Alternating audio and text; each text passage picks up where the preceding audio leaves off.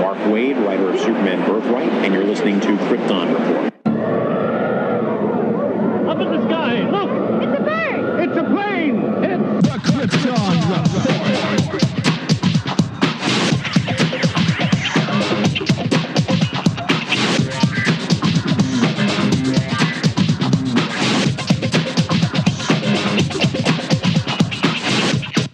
Host Tyler, and welcome to Krypton Report, a podcast dedicated to all things Superman, Supergirl. We're going to look at the Supergirl TV series as well as the Krypton TV series, anything that has to do with the characters in their world. Comics, movies, TV shows. We will talk about everything and anything. We are part of the Southgate Media Group podcasting network. You can find us on Instagram, Twitter, Facebook at Krypton Report. You can also email us at kryptonreportpod@gmail.com. If you get a chance to go over to iTunes, Apple Podcast, please leave us a review to help us get better. You can find me personal at JTYPatrick on Twitter and everything else. You can buy a Krypton Report t-shirt at tpublic.com. Check it out. They have all sizes, colors, styles of shirts. Just go to tpublic.com and search Krypton Report, and you'll see our logo. And every time you buy a shirt, it helps support other podcasts from southgatemedia.com. Thank you. Enjoy the show. Welcome to the Krypton Report. Today we're going to discuss, sadly, the last episode before this awkward long break that we're going to get of Supergirl. So we're going to discuss Supergirl Season 3, Episode 13. But I can't do it by myself because the episodes I have done by myself sound really boring just listening to me talk. So I had to bring somebody with me. Now I know what you're thinking. Is it Jania? No, it's not. Jania's been really busy with work and the play. She's been really active in theater, which I love it. She loves it, so it's all good. So I brought in that Kryptonian brother from planet Earth 2. You know his voice well by now. Mr. James Cole. James? Hello. Happy to fill in. Yeah, we're happy too. It's always fun to talk to people who want to talk super. Now, like I was saying, like this episode, Right, everybody always wants to talk Batman. I know, man. Talk I'm about just Superman. like, Superman's the best. I like Superman, Supergirl. I like Batman, but I love my Kryptonians. Yep. I mean, I would have named my son. No, I like his name. I wouldn't, but I would have named Sayla probably Kara if they would have let me. Actually, you know what we had agreed on, Janie and I, before we had lost one of our children. Like, if it was a girl, we were gonna name her Feora. I had Janie on board with it. Oh. You know, nickname, call her Fea or Faye. You know. But then when we lost her, we kind of just, you know, let that name slide because we had built up so much of that name in that child's identity that we wouldn't want to carry it into another. But that's my sad story. We'll move on from there. I'm sorry to hear that. But it was cool, you know, like Jania she was cool with it. So this episode is called Both Sides Now. I think it's a weird title, but it's cool. It has an awesome opening shot of Kara flying in, and we see the DEO is going to the house of the person they tracked down who is one of the other world killers. And the first thing I thought to myself, I looked at Jeannie and said, how early do you think the DEO left? And what was Kara doing waiting for them to get close enough that she could arrive at the exact same moment that they did? Because she would be there first. And we see that Mon-El is in his Bryan Singer X-Men suit. Comes, you know, the DEO. Wen is in the van. And they go into the house and they're looking He's around. the guy in the chair. Yeah, that's what I put in my notes. I'm like, he's the guy in the chair. And they're moving through this house. And one thing that always annoys me is when you're home alone and you're listening to music and you're singing, but you have headphones on. Like, you're home by yourself. Right. You know, it's not like you're trying to be quiet because someone... Blare that music. Yeah, for real. And then, like, even when I have headphones, I'm not completely oblivious enough that I'm not going to hear people busting through my house. But she had some like noise canceling headphones to the max because they catch her off guard. And She was rocking that. What was it, Lisa Loeb? Yeah. Is that what it was? Yeah, and she was listening to Lisa Loeb. It's not like she's listening to like metal where it's just like where you wouldn't hear anything. She was listening to Lisa Loeb. And for those who don't know who Lisa Loeb is, just look that junk up, okay? We're not that old. And then, you know, Alex just gets like an attitude with her. And of course causes the girl turn into Purity. Now, one thing that I really like is that when she becomes Purity, her eyes change. There's like a physical transformation. Yeah, they go real. Right here. Yeah, they go real white. Hey, look right here. And I like that because, like, Rain, when she goes like into Rain mode, like we see her eyes flicker red, and that's it. But she has no physical transformation. Yeah, they don't say that. But I like that Purity's represented with these white eyes that stand out so that you can see who and what she is. And so Purity starts getting this like sonic wail, and all I can think to myself is she wannabe Banshee? Like, is this World Killer? Like, do they each have individual like different powers set? You know, like They just stole. They just took the same effect from Arrow for Black Canary. yeah, they just like we're gonna augment the sound a little. It's not gonna be so like it's gonna be different. But then like Supergirl freezes, makes a wall. And then my favorite parts, we see like they have this wall protecting from the Sonic, and Martian Manhunter walks right through it.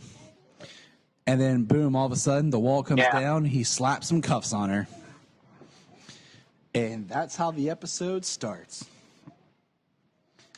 And I'm just like, all right. Supergirl title card. And we did see Mon-El catch, was it something that she threw? Yeah, she threw a fire iron. Yeah, a poker. Yeah, that's what it was. A poker. Yeah. Which that was pretty cool because that was going right for that SWAT guy. And I'm like, all right, Mon-El. Shows that you did he's something. He's pretty cool. Mon-El did something. Great, Mon-El. Everybody clap. Yeah, he usually shows up. He usually shows up, gets thrown around, and knocked out. Waits for Kara to save the day. So he was on Smallville then. Oh, knocked out. Always knocked out. So no one knows what's going on. Mm-hmm.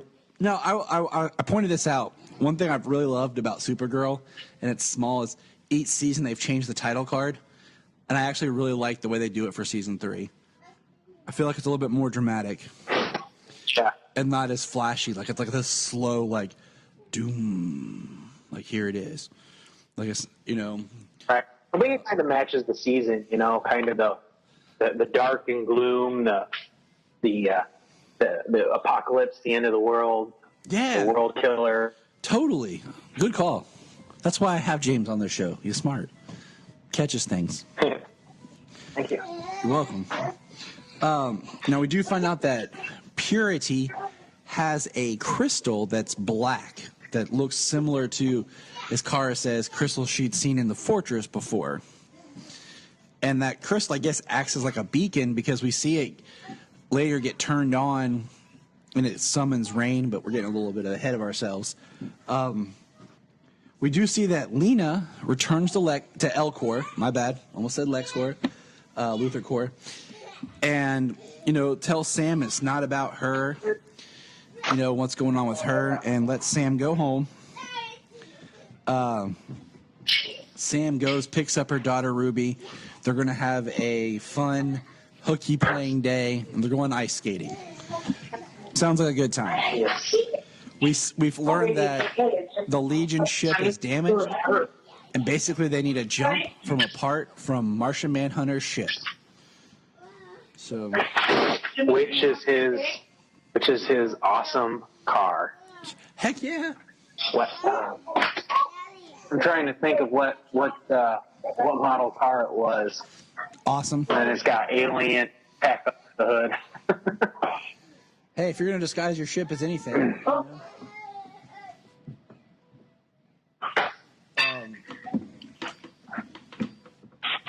So we get which going to the car was really cool.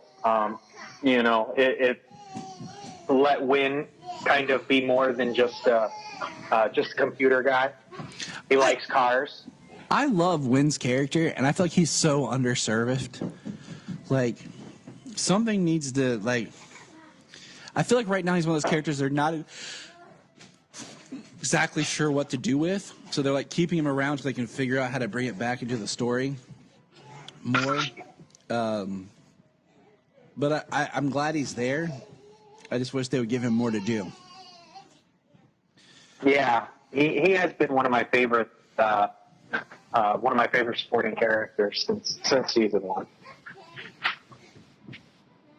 Now I lost my notes. Oh, they lock Purity up in a cell, and immediately I think of, all right, is this going to be like The Dark Knight or Skyfall or Avengers, where the bad guys in the cell because they want to, and they're going to trick the good guys, and we see Alex basically arguing with Purity. And Alex gets into an argument with Kara about she's always her motto is always hope, and and like there's hope for Purity, and she's like, that's what it is. And Alex like, purity is pure evil. Oh, there's hope for Julia. Yeah, and we just see Alex mentions that not everyone's gonna be bulletproof. That's why they're cynical, and Purity references that she can see inside. It makes me wonder, like, what her powers exactly are. Well, that beyond her banshee scream or canary cry, whatever we want to call it. The purifier. It's the purifier. There you go. Oh. Yeah. She must have some kind of telepathic abilities. She says she could see inside, and she hit Alex with her, with that emotional insult there. But she like freezes everybody, and it's kind of like the effect from Logan when Professor X is having a seizure and everybody's frozen and like experiencing the seizure along with him, or whatever, Yeah, exactly. She does that. Everybody stops and everything starts shaking. So we're waiting on the I guess Wynn was trying to decrypt the crystal, and then when it activates, we get a cut scene of Sam who's skating and her eyes flicker like rain, and then she disappears and leaves Ruby at the skating rink. Ruby then calls Lena. Lena comes and gets her.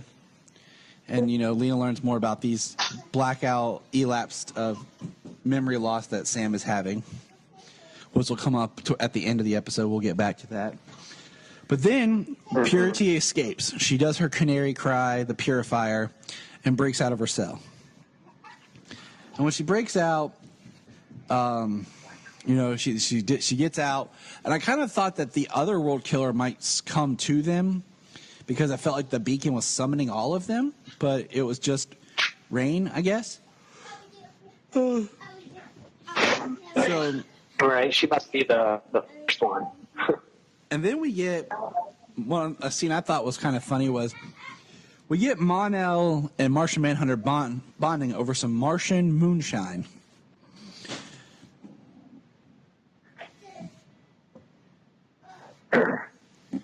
Is that what that was? I know he said he left to go get the stuff, and then he came back and they were just hanging out and drinking. I was like, well, yeah, got to be something. He says it's something like Martian moonshine, and the guy says, Mon-El says it's like bottled. He's like, they sell it at the bar place, the alien bar place.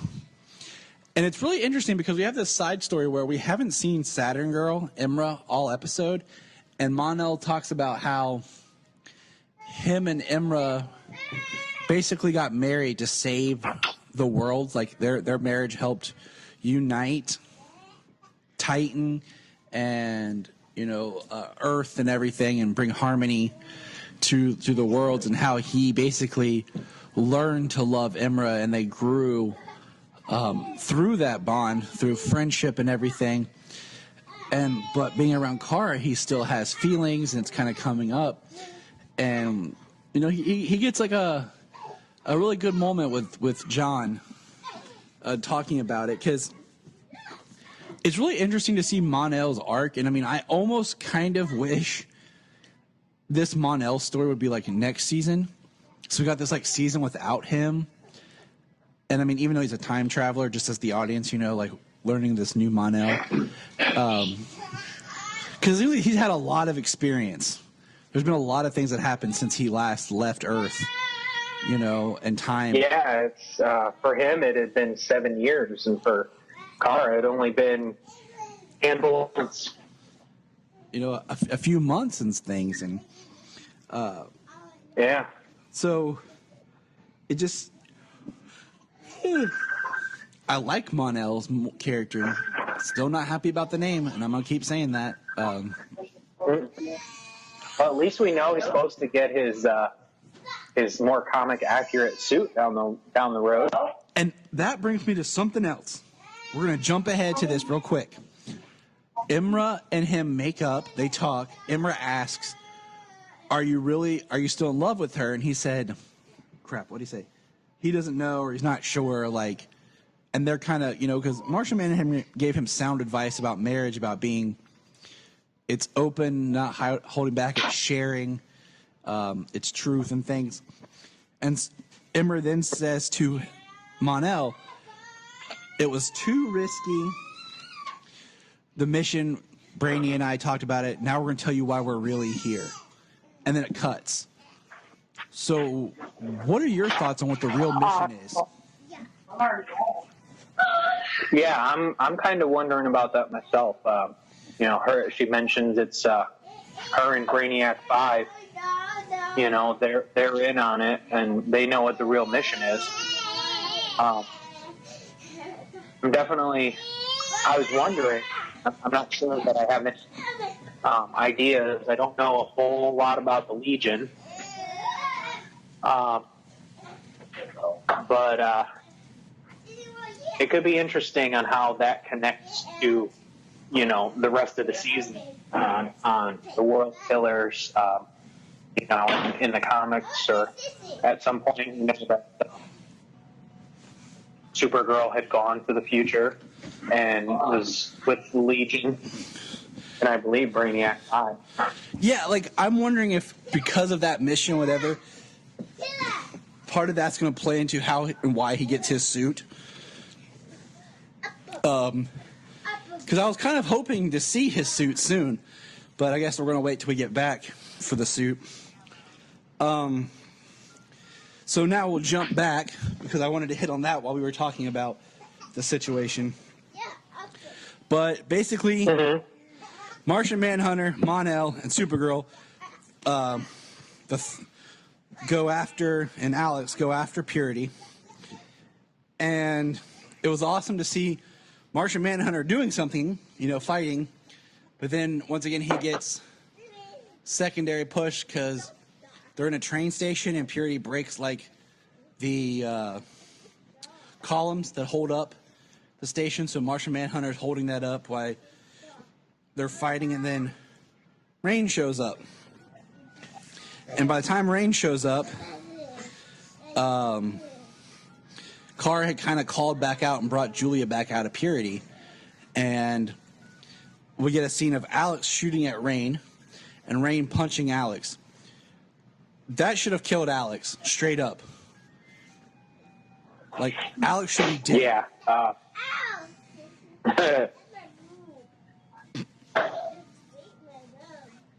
Yeah. Well, we know that a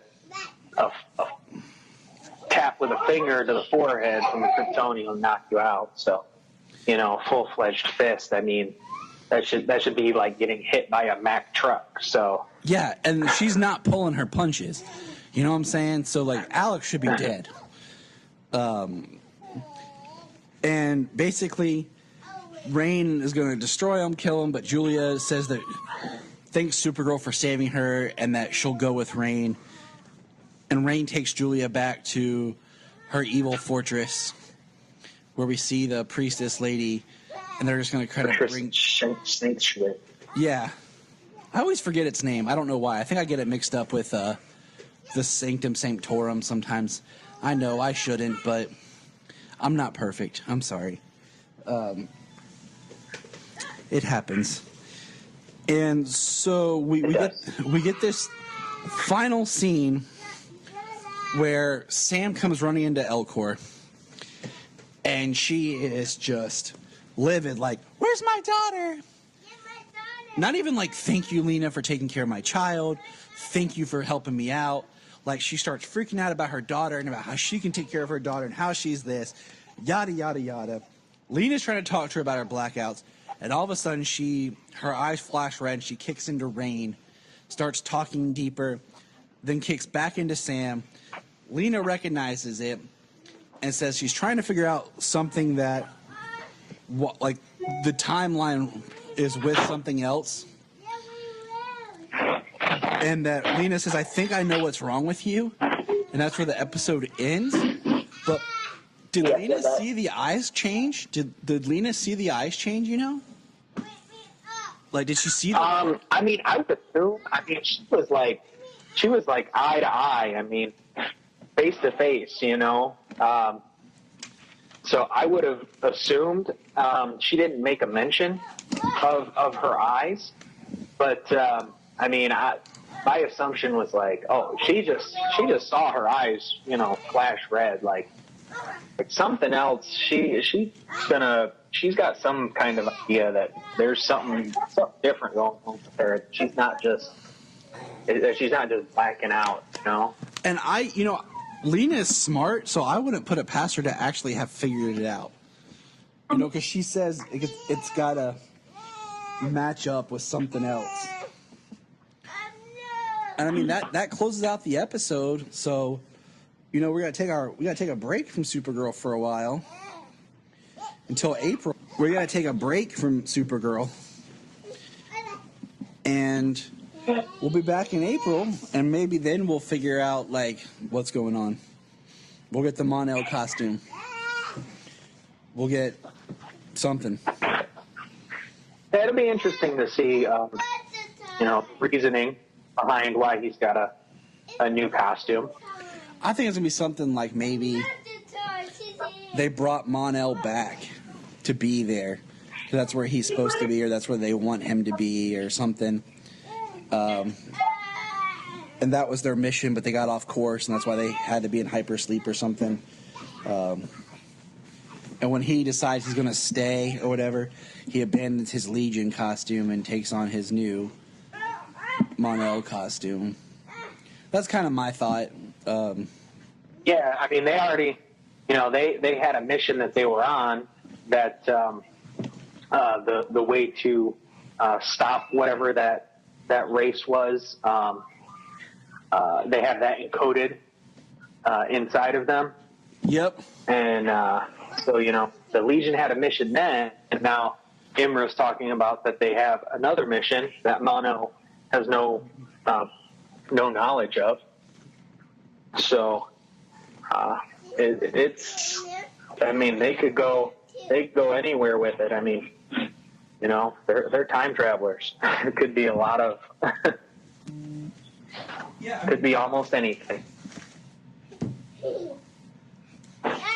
It could be, like, and that's why I'm very curious to see what this mission is, where they're going to go,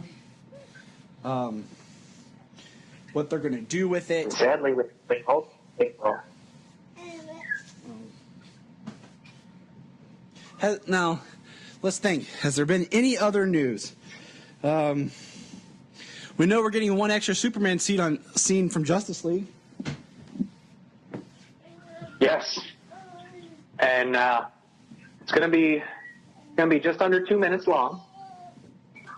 We saw the second and a half clip of the doors of the ship opening, as if from Man of Steel when he first donned the Superman costume. if in that 2 minutes there's an explanation. Sadly, it's only a special feature, though. It wasn't cut back into the movie. And Heard. here's my thought. My thought is they have a special edition Justice League that they're going to hold off until it's closer to the release of Aquaman, and then re-release the extended cut to help boost up the interest for Aquaman, because they have nothing before Aquaman. So they'll have the additional Aquaman scenes in Justice League and all that, and they'll release like with extra footage or whatever as a means of promoting it. That's my theory. Because they'll sell out, everyone who wants Justice League will buy it now, and then we'll buy it again. Oh yeah, they're gonna make. Of course, they're gonna make people double dip. That's kind of just Warner Brothers' way. But you know, in the quick glimpse that that we get of that extra scene, that bonus scene, it kind of, to me, it kind of looks like it might have been a Snyder shot, because you know, majority of Superman's scenes were reshoots. Sadly, you can tell a lot by the backgrounds, because they shot it all on stage as opposed to location or sets, and the mustache that everybody, I mean, which it looks like they've, you know, put in a little bit more work for the home release, and most of it's not as bad as it seemed when it first came out. And that's. But the reason I say that it might be a Snyder shot is most of his reshot stuff. You know, Superman looks quite a bit leaner than he did, say, in BVS. Henry Cavill is, you know, when he trains for Superman, he is a beast, and he is just huge.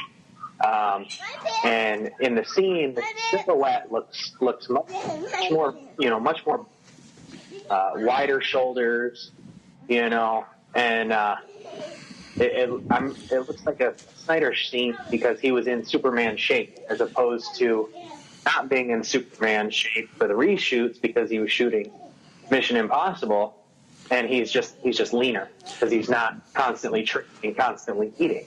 I agree with that. And that's one reason you and I had mentioned before. I feel like if you look at the Superman costume, it's like they highlighted the whole suit's not brighter blue. It's like the top of the muscles are. I think they highlight to make him look a little bigger because he had gotten a little leaner.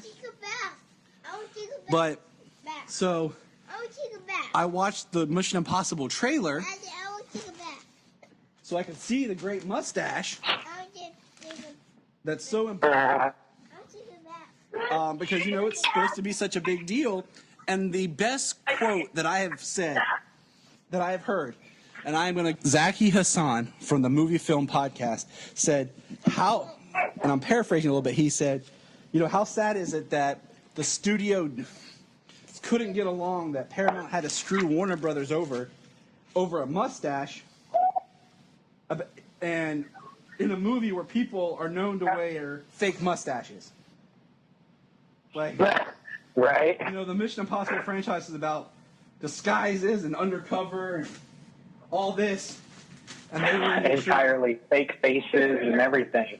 And they're given, and you know, Warner Brothers was willing to pay to have Henry's mustache digital or whatever needed to be done, but Paramount was like, nope. Yeah, that's just sad. But actually, you know, as of today, right now, recording, did you see the Deadpool 2 trailer? Yes, that I came did. out? Yes, I did, because it even... Okay. Well, anybody who's listening, you know, as we record this today is the day the Deadpool 2 trailer officially came out, and Cable's arm, Josh Brolin's arm, is painted green, and Deadpool stops and he's like, wait, the visual effects aren't done? Hey, Dale, why aren't the visual effects done? It's just a robot arm. It's not like we're trying to remove a mustache. I lost it. I loved it and hated it. And, like, I want to see Mission Impossible because I want to support Cavill, but at the same time, I don't want to give Paramount my money for being a douchebags. But we're gonna. That's a little torn right there. We're gonna have to wrap it up here. I got a crying child that he's okay. He's about ready for bed. Solomon, Daddy's wrapping it up, buddy. Okay. All right, James. Well, thanks for being on the show. We appreciate it. Always glad to have you and talk here. Look forward to talking some more Superman with you. Always fun. And absolutely. Partner in podcasting, though you've been extremely busy with your plays, and I'm very proud of you for that. The listeners, we've been talking, they want to know, what's it like to be married to me? No, I'm just playing. An adventure. Mr. Patrick, an adventure. Sounds about right. What? Let's get a quick quote of you, because you and I are always so busy. We're going to record this while we're in the car, because this is the time we get alone, and it's quiet. Kids are asleep. Makes sense. What are your thoughts on the upcoming TV series Metropolis that was announced? And here's what we know. It's going to deal with Lois Lane, Lex Luthor, and it's going to have some producers from Gotham. Thoughts? Well, my first thought is I really hope they don't screw up the story of Superman like they screw up the story of Batman in Gotham. I'm definitely a firm believer that Gotham is like its own entity. You know what I mean? It's kind of separated itself from what we know as Batman and Batman's world. So I'm okay with Gotham if I can look at it like that. Do I want that to happen to Superman in his world? No, I don't. And if you would have asked me the same thing about Gotham before they did what they did with Gotham, I would have said the same thing about Batman. You know, one thing was about Gotham was when it was originally proposed, it was supposed to be a Gotham Central Police Department, and it was supposed to be more of what the police was doing while with Batman, but Batman was just going to be absent from the show. Okay. And it was supposed to be like, you know, how the police take care of the criminals, dealing with super criminals and stuff like that. And then they decided to do like an origin with young Bruce. And the thing with Gotham is, yeah, in a way you can kind of do some of Batman's villains because you do have Gordon and the police, but you couldn't do a Superman villain without anyone to fight a Superman villain. Right, totally. And my big thing about, you know, Lois and Lex being a part of it is you can't really do a young Clark if you've got an older Lois and Lex, you know what I mean? And I feel like they would have to be older to make the story interesting enough. So I don't know how they're going to swing it. I mean, the youngest I think you could go with like Lois is maybe early 20s if you want to do like intern Lois Lane at or the even planet. high school. Even I would say you could even do like junior, senior in high school, you know, prepping for her big college, you know, career, and you know, you could do something like that, like Mary Jane Watson, you know, kind of a situation. But I don't know. I just don't see it. I just, you know, like, let's do all these shows about Superman's world, but let's not put Superman in anything. Yeah. You know, we have the odd conundrum that Superman exists on Supergirl. We've seen him, but yet they never talk about him. You're always kind of wondering where he's at when certain things happen. And let's face it, the reason why Gotham is interesting is because of your villains. Yeah, that's really the only reason I still watch it. Exactly. It's because they've done almost, what did we say? What was the one we came up with? Two-Face.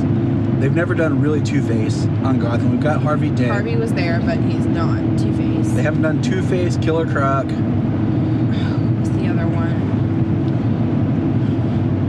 I mean, there was another one, but anyway. They've done almost every major Batman villain in some form. Right. Harley Quinn was one. But I guess my thought process is, and you just said it, like, what kind of villains could you introduce to make Metropolis interesting? Yes, Lex Luthor, he's going to be there, but, that would only last so long, I guess, is my thought. Yeah, I mean, you could do Lex, you could do maybe some other, like, business tycoon type people, but then it's like, well, what really makes this show Metropolis other than the character names? Plus, I'm a little partial to Michael Rosenbaum's Lex Luthor, and if you're gonna make an entire show about Lex Luthor and Lois Lane, you better have one really, really awesome Lex Luthor and Lois Lane. If you're gonna do Metropolis like this, my two biggest ideas, and this will be the third time I've stated this on the podcast, but one, maybe make it a prequel series of Tyler heckling Superman, so that he comes in, because we've never met Perry, we've never met Lois, we've never met the Lex That'd be good. of his world. So then if you wanted to eventually bring him in, and then you could have Superman appear on Metropolis, but it doesn't have to be just a Superman focused show. Right. That's one way to take care of it. The other would be if they do something similar to the way I was kind of hinted at the beginning of Man of Steel, where Lois starts like hunting down this person, this rumor of this savior that people call him, that's doing these miraculous things, and like part of the storyline is Lois is going on these different adventures trying to find out details and writing these articles about this savior character that eventually would be seen as Superman. Yeah. Something like that. If they're gonna do this, I hope they bring in a Perry White and even a Jimmy Olsen. Could do Lombard. If they want to do a Cat Grant, they have the ability to. If they don't want to connect it to anything, just thicken it up. Use those characters. But yeah, any other thoughts on Metropolis, or even your thoughts on upcoming Krypton that'll be premiering next month? I'm thinking more excited about Krypton, and I think the reason behind that is because I don't know how much more they can give us of Metropolis that we haven't already seen. But as far as Krypton goes, I feel like there's so much more that they could dive into with Krypton. So much more of the back history and everything like that, and really build on this, awesome foundation of, Kal-El and his family and everything like that. I think it's really, really neat. And the fact that we're supposed to be dealing with time travel as well. So Grandpa L is going to be trying to make sure and secure the future of his family and his grandson's birth. Right. I think that could be very interesting as opposed to Metropolis. I don't know. I won't poo-poo it right now. Like my word choice. You can tell we have young children. Right, exactly. Sounds so professional. But I will say that I'm not as excited, but I will watch it. So. I mean, it's going to be on the DC streaming service. It's the fourth original thing that's been announced for the streaming service. So I just don't see them being able to go very far with it. Yeah, it's kind of interesting, like, what it might morph into. Like, when I talked with Zach Moore, he talked about how, the back half of Smallville felt more like a Metropolis show because they were in Metropolis more, and I had kind of wanted them to spin off into a Justice League series because they had all these heroes that they introduced throughout the 10 years of Smallville, and it could have been kind of like when you watch the Justice League cartoon, or even the old X-Men cartoon. Like, the cartoon would come on and you'd see all these X-Men, but they weren't always in every episode. There'd be like 3 or 4 episodes that just focused on a couple of the team members. So I thought, they could have spun off and done something like that, and it could be cool if Metropolis builds to being something like that, where you have heroes, you have different characters, and maybe it's seen more through the eyes of the newspaper staff. world, and we have things going on, but it's not always geared towards every hero or something. I don't know. Yeah. Like, it'd be even cool if we met a young construction worker of John Henry Irons, or maybe a military man, depending on which way they want to go. I'm cool with either one. Very true. Very true. All right. Any other thoughts, Jania? No, I think that's about it. I think we summed everything up and how I feel and everything. So. All right. Well, thank you, ma'am. You are welcome. You can sir. find us on Instagram, Twitter, Facebook at Krypton Report. You can also email us at kryptonreportpod@gmail.com. If you get a chance to go over to iTunes, please leave us a review to help us get better. If you're an Amazon shopper, just remember you can go to southgatemediagroup.com. There's a portal, log into Amazon, and you'll shop into your account just regular, but it also helps keep all the podcasts on and helps keep Southgate running. Remember, look up in the sky.